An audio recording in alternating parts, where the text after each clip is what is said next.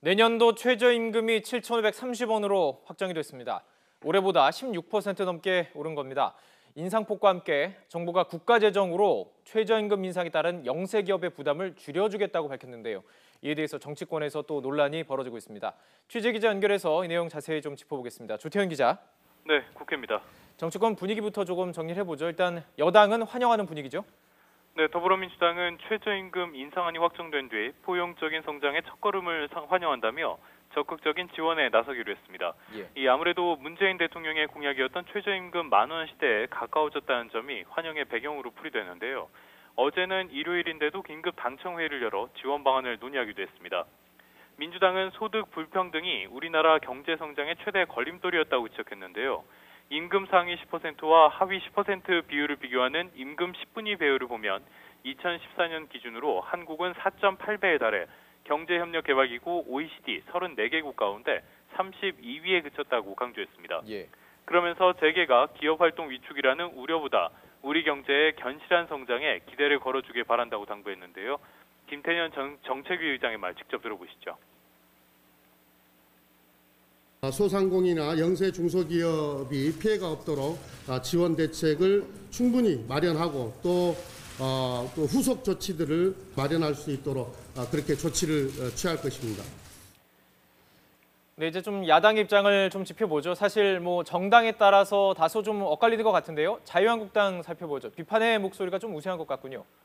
네, 제1야당인 자유한국당을 중심으로 이번 최저임금 인상안에 대한 우려의 목소리가 나오고 있습니다. 자유한국당은 최저임금 인상 방침에는 동의한다면서도 지나치게 급격한 인상이라고 주장했는데요. 경제 성장률이 2% 수준에 그치는 상황에서 최저임금이 16% 넘게 오르게 됐다며 문재인 정부가 자영업자 피해에 관심이 없는 것 같다고 지적했습니다. 또 재정 투입을 제외하면 급격한 임금 상승과 이에 따른 일자리 감소 대책은 언급하지 않았다고 비판했습니다. 정우택 원내대표의 말입니다.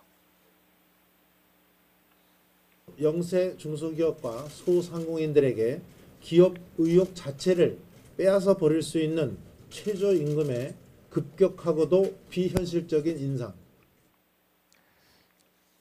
나머지 야당들도 뭐 반응이 좀 궁금한데 대체로 환영하는 분위기긴 하죠.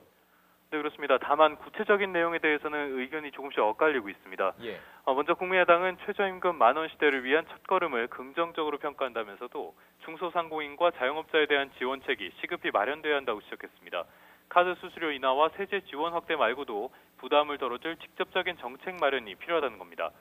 바른정당 역시 인상률이 17년 만에 최대를 기록한 데 고무적이라면서도 인상폭만큼 사용자 측의 부담이 크다는 점을 고려해야 한다고 지적했습니다.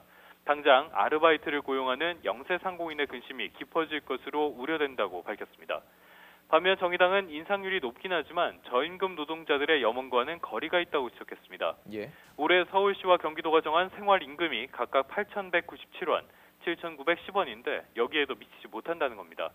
이어 단순히 노사 사이의 이해관계를 절충하는 합의가 아니라 국가 경제를 선순환하고 국민의 삶의 질을 높인다는 차원에서 거시적으로 결정해야 한다고 강조했습니다. 네, 그리고 이 부분이 이제 좀 확연하게 정당 간의 의견이 좀 엇갈린 것 같습니다. 어제 당정협의회에서 김동연 부총리가요. 소상공인과 중소기업의 직접적인 재정 지원을 고려하고 있다 이렇게 얘기했는데요. 여기에 대해서 입장이 엇갈리고 있는 거죠? 네, 어제 당정협의에서 나온 이야기입니다. 이 자리에서 재정을 통한 직접적인 지원이나 카드 수수료 인하 등 간접 지원, 또 공정거래 질서 확립 등 당의 요구, 그러니까 더불어민주당의 요구죠. 대부분 수용했다고 설명했습니다.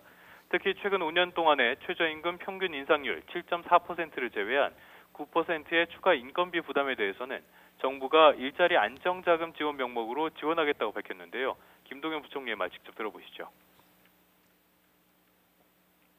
앞으로도 정부는 당과 협의해서 이와 같은 최저임금 인상에 따른 소상공인과 중소기업자들의 그 피해가 없도록 만전을 기하면 물론 또 재정 지원이라고 하는 것이 그 상당히 정부에서 당의 요청을 받아서 어려운 결정을 했습니다만은 하지만 자유한국당은 물론이고 최저임금 인상을 환영한 국민의당과 바른정당조차도 이러한 대응 방안에는 다소 부정적인 편입니다. 대부분 기존 지원책을 재탕한 것에 불과한 데다가 재정을 투입해서 소상공인을 지원한다는 건 개인의 경제 활동을 정부가 예산으로 보전하는 개념이라 시장 원리에 맞지 않는다는 지적도 제기된 상태입니다. 이 내용 조금 더 풀어서 말씀드리자면은 소상공인과 영세 자영업자를 위해서 국민의 세금을 투입하는 건 적절하지 않다는 비판입니다. 당장 정부가 이 부분을 예산으로 편성해야 할 텐데요. 여소야대 국면에서 야당을 설득하기가 쉽지 않을 것으로 보입니다. 지금까지 국회에서 YTN 주태현입니다.